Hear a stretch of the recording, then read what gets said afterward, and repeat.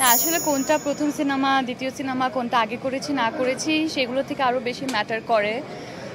প্রত্যেকটা সিনেমা যেটাই করছি না কেন সেই সিনেমা থেকে নতুন কোনো কিছু পাওয়া যাচ্ছে কি না, আমি আমার কাজটা সঠিকভাবে করতে পারছি কিনা, আপনাদের ভালো লাগছে কিনা, ইমোশনালি অ্যাটাচ করতে পারছি কিনা, আমার টিমের পারফরমেন্সটা কেমন, আমার কো আর্টিস্টদের পারফরমেন্সটা কেমন, গল্পটা নতুন কিছু দিতে পেরেছে কিনা। তো আমার কাছে আসলে এই ব্যাপারগুলো খুব ইম্পর্ট্যান্ট। এবং প্রিয় মালতীতে এবং আজকে সাবা তো রিলিজ হয়ে গেল, আমরা এই চেষ্টাতেই ছিলাম যে এমন একটা ইমোশনাল এক্সপিরিয়েন্স দিব যেটার সাথে সবাই কানেক্ট করতে পারবে। কারণ আমাদের সবার বাসায় আসলে বাবা এবং মা আছেন, অনেকের আসলে নেই। তো এই ফিলিংটার মধ্যে দিয়ে সবাই গিয়েছে এবং সাবা যেই জার্নির মধ্যে দিয়ে গিয়েছে, হয়তোবা কেউ যাচ্ছে কিংবা যাবে। তো আমাদের মনে হয়েছিল এই গল্পটা বলা উচিত এবং এটা একটা রিয়েল লাইফ ইনসিডেন্ট থেকে ইন্সপায়ার হয়ে এই গল্পটা তৈরি করা।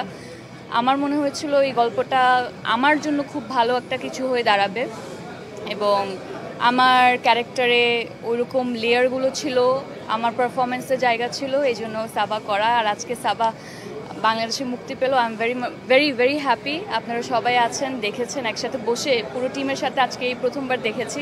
I am very happy. আর আপনাদের সবাইকে অনেক ধন্যবাদ আসার জন্য।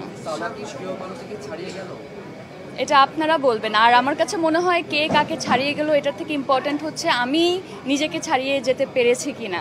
সো এখানে কোনো কম্পিটিশন না, নিজের ফিল্মের সাথে নিজে কিভাবে কম্পিটিশন করে। এটা তো হয়ে গেলে এমন আমার দুটো সন্তানের মধ্যে কে বেশি ভালো এখান থেকে চুজ করতে বলা হচ্ছে। এটা কখনোই আসলে চুজ করা যায় না। তবে সাবা আমার খুবই প্রিয় একটা কাজ হয়ে থাকবে সারা জীবন। সাবার মতো একটা চরিত্র করাই আমার কাছে অনেক সাহসী একটা কাজ মনে হয়েছিল। সেটা যেহেতু করতে পেরেছি, তো এটা কখন রিলিজ হচ্ছে সেটা নিয়ে আসলে আমরা অত বেশি ওয়ারিড ছিলাম না। যে কোনো গল্প আসলে সেটার মধ্যে যদি দম থেকে থাকে, যদি ভালো কোনো মেসেজ থেকে থাকে, পারফরমেন্স ভালো থেকে থাকে, টিম ওয়ার্কটা ভালো থেকে থাকে, তাহলে এখানে আসলে কোনো উৎসব লাগে না। এই কাজটা তো আসলে একটা সিনেমা যখন রিলিজ হয়, ভুল ত্রুটি ভালো মন্দ এটা আপনারা বলবেন।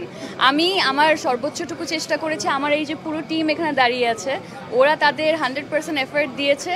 আমরা পুরো জিনিসটা যখন থিয়েটারে ছেড়ে দিয়েছি, এটা পুরোটা আপনাদের হাতে দিয়ে দিয়েছি। এখন এটার ভালো দিক মন্দ দিক যেটাই হোক না কেন, সেটা নিয়ে আপনারা লেখালেখি করবেন। I feel very blessed. আজকে শুক্রবার, অনেক ট্রাফিক, সবার নিজের ব্যস্ততা, তারপরেও আসলে অনেকে এখানে এসেছেন, আপনারাও সবাই এসেছেন শুধুমাত্র একটা সিনেমাকে সাপোর্ট করার জন্য। এই সাপোর্টটা আসলে অনেক বেশি দরকার এবং আমি সবসময় চাইবো সিনেমা যেই ধরনেরই হোক না কেন, যেই জনরাই হোক না কেন, সবার সাপোর্টটুকু থাকা উচিত। কারণ এটা পিছনে এত এত মানুষের এফর্ট থাকে, এত এত মানুষের স্বপ্ন থাকে। সো আপনাদেরকে আমি বলবো সাবাকে যাতে একটা চান্স দেওয়া হয়। আপনাদের যদি ভালো লেগে থাকে সেটা নিয়ে আপনারা বলবেন, যদি ভালো করার আরও কোনো জায়গা থেকে থাকে সেটা আমাদেরকে জানাবেন। আমার কাছে কখনোই এটা মনে হয় না সাবা একা টেনে নিয়ে গেছে।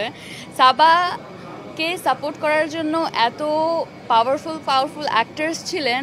সাবা যদি ওখানে একা থাকতো তাহলে আসলে এই সিনেমা একেবারেই হতো না। এই যে মোস্তফা মনওয়ার ভাইয়া, আমি এই ফিল্মটা করেছি কারণ I wanted to work with him এবং he is such a powerful actor. ওনার আগের কাজগুলো আপনারা যদি দেখে থাকেন কিংবা ওনার প্রোফাইলটা যদি ঘাটেন, তাহলে অ্যাজ অ্যান অ্যাক্টর উনি আসলে কতটা ডাইমেনশনাল বা কতটা ভার্সেটাইল এটা বলার বাইরে। আমি এই কাজটা করেছি কারণ মনওয়ার ভাইয়া, মাকসুদ ভাইয়া, প্রাচী আপা সবাই এত পারফেকশনিস্ট। আমি যদি আসলে এই কাজে কোনোভাবে কিছু একটা শিখতে পারি, এটা আমার জন্য একটা বাড়তি পাওয়া।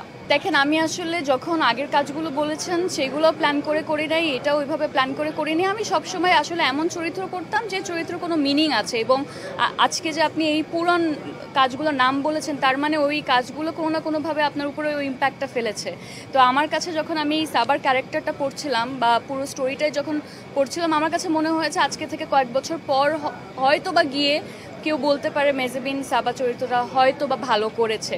তো আমার মধ্যে ওই বিশ্বাসটুকু ছিল, তাই আমি চেষ্টা করেছি। আমি বলবো 3 জন হ্যান্ডস প্লাস আরও অনেক ছোট ছোট হ্যান্ডস দাঁড়ানো একসাথে, কারণ তাদেরকে ছাড়া এই টিম ওয়ার্কটা কোনোভাবেই পসিবল হতো না। আমি দুর্দান্ত করেছি এটা যে আপনারা বলছেন কিংবা আপনাদের ভালো লেগেছে, তার পিছনে সবাই কী পরিমাণ খেটেছে এটা আসলে আজকে বলতে গেলে ঘন্টার পর ঘন্টা চলে যাবে। আই থিঙ্ক আমি অনেক বেশি টিম ওয়ার্কে বিলিভ করি এবং টিম ওয়ার্ক ছাড়া কখনোই ভালো কোনো কিছু ডেলিভার করা সম্ভব হয় না। সো সাবার পিছনে এবং যে কোনো কাজ, যে কোনো ফিল্মের পিছনে আসলে সবার একটা স্বপ্ন থাকে, সবার এফার্ট থাকে। তো আমরা আমাদের এফার্টটুকু দিয়েছি, এখন আপনারা বাকিটা জানাবেন। সাবার তো অনেক ভালো একটা ফেস্টিভ্যাল রান ছিল। যখন ওই ফেস্টিভ্যাল রানটা শেষ হয়েছে, বিভিন্ন ফেস্টিভ্যাল থেকে ঘুরে এসেছে, বিভিন্ন ধরনের ক্রিটিক্সরা সেটা নিয়ে কথা বলেছে, তাদের মন্তব্য জানিয়েছে। তারপর যখন এটা শেষ হলো তখন আমরা আসলে সিনেমা হলে, বাংলাদেশের সিনেমা হলে এটা রিলিজ দিয়েছি। তো ফেস্টিভ্যালের জার্নিটা মোটামুটি শেষ, এখন এটা আপনাদের কাছে দিয়ে দিয়েছি। এখন এটা কতটুকু কি করতে পারবে না করতে পারবে এটা আপনাদের হাতে।